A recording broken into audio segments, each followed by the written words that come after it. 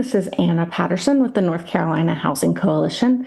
Thanks for joining us this morning for our housing call. And without further ado, I will turn it over to our Director of Housing Policy, Stephanie Watkins-Cruz. Good morning, everyone. I hope you all are having a great week so far. Cannot believe it's June. So we're going to go ahead and kick it off with the first housing call of June.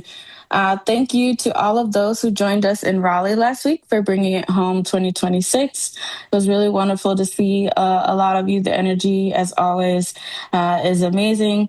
The slides are now available to you via the link that we emailed out to attendees yesterday. So make sure to check your inbox for the link to the slides from the conference. Another big highlight, and we'll go into it a little bit, is the annual homeless assessment report, 2025 Part 1. So the point in time count was released. And North Carolina actually saw the largest increase of any state, largely attributed to Hurricane Helene. And then last, the Transportation, Housing, and Urban Development Full Committee markup for fiscal year 27 is scheduled for tomorrow, June 3rd at 11 a.m. And we'll go through that again. Moving right into federal updates. On Friday last week, HUD released the 2025 point in time count data, or PIT count. This data captures the number of people that were experiencing homelessness on a given night across the United States. And those numbers are then tallied by the Continuum of Cares and submitted to the federal government. Between 2024 and 2025, just to dive into our North Carolina data, North Carolina actually reported a 33% increase in total homelessness, which has been recorded as the highest increase of any state. For perspective, just on this increase, the state with the next highest increase was Oregon at 19%. Overall, in 2025, North Carolina reported over 15,500 people were experiencing homelessness in 2025. Almost 11,000 of those people were sheltered, and about 5,000 were unsheltered. And this includes 4,000 people in families with children, almost 600 unaccompanied youth, and just shy of 800 veterans. The report, just to kind of go into data specifics so that we understand the increase, not just because of the natural disaster, but that we could put it into context. It does also demonstrate a 1-year increase of almost 4,000 additional North Carolinians experiencing homelessness. And this is what attributes to that 33%. This increase is largely driven by individuals that were displaced by the hurricane who are enrolled in disaster-related transitional hotel sheltering programs on the night of the point in time count. Together, the Asheville-Buncombe Continuum of Care and Balance of State, which includes the surrounding rural counties in Western North Carolina, reported nearly 4,000 people who lost their housing and were enrolled in disaster-related shelter assistance programs on the night of the point in time count. These individuals displaced by the hurricane accounted for nearly all of Asheville's increase in homelessness in 2025. Because the Asheville-Buncombe Continuum of Care has already released the 2026 point in time count numbers, we know that as of the 2026 point in time count for that area, this number is going down. And I feel like it's really important to also remind us that the point in time count is historically, whether there's been a natural disaster or not, an undercount. Because what it does, although it captures homelessness, unsheltered and sheltered on one given night, it struggles to capture hidden homelessness because of the scope of the definition. So it doesn't include people doubling up with friends or relatives because they have nowhere else to stay. And it doesn't include folks that are not a part of these federal programs that are paying on their own for extended stays with their own resources. So the numbers are already likely much higher in a year without a natural disaster. And so this is just speaking to really the gravity of the situation. So although this number is going down, remember it was likely higher to begin with. As I mentioned at the beginning of the call, the Transportation, Housing, and Urban Development spending bill that was released by the House Appropriations Full Committee is scheduled for its markup tomorrow, June 3rd at 11 a.m. This spending bill provides annual federal funding to critical HUD services and programs that communities rely on for affordable, accessible housing, rental assistance, homelessness services, and more. And the proposal, unfortunately, includes a 8% cut in funding, which is almost $6 billion with a B, less funding than what was provided for housing programs in fiscal year 26.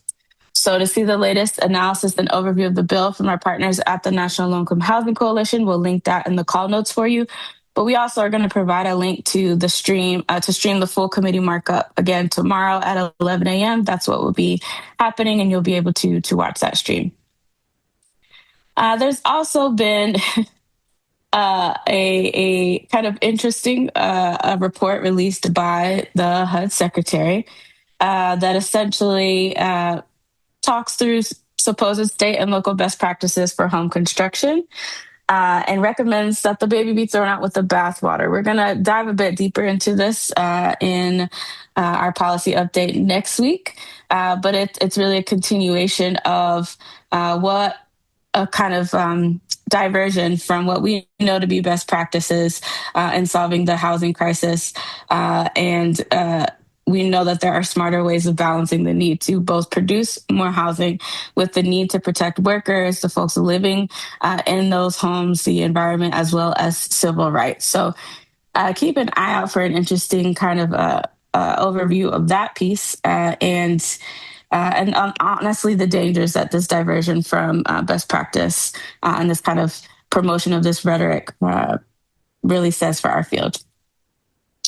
Moving on to state updates and state legislative updates, there is a piece out of North Carolina Newsline that is showing how private equity companies are buying more and more apartment units. So this continues to keep the investor-owned issue that there's a lot of disagreement around, and the 21st Century Road to Housing Act kind of top of mind. This is still an issue, and it does not seem like we have found a solution quite yet at the federal or the state level. The General Assembly is back in session this week, and I will be there later today. They have committee meetings today and tomorrow. Their goal is, again, to try and be done with a budget by July, but the closer we get to July, the more of that kind of hope wanes a little bit. There's still a lot to figure out. But on the land use side, there are some exciting things that are gaining traction that we're watching and that we're just echoing our support for. There are some language in a few bills that would allow residential development in commercial districts as well as ADUs by right, and these are making decent progress. We're working to, again, make sure that these proposals are balanced and don't threaten the lives or communities that would be impacted. House Bill 369 is going to the Senate Ag Committee tomorrow. Again, this has already passed the House, so it has to go through the Senate. It's looking like this is just for discussion, but this is a really balanced example of practical land use reform that would benefit housing supply. And so those are some of the things that we're looking at.